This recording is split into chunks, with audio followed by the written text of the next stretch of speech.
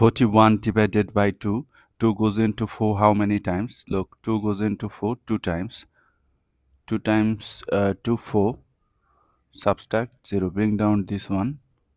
So 2 goes into 1 how many times? 0 times, as 1 is less than 2. So 0 times 2 0. If you subtract, you are getting, so your answer is 20 remainder 1.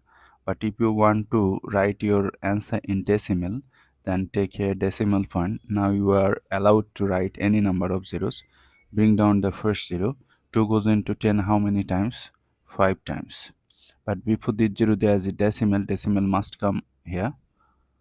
5 times 2, 5 times 2, which is 10. Subtract 0. So your answer is 20.5.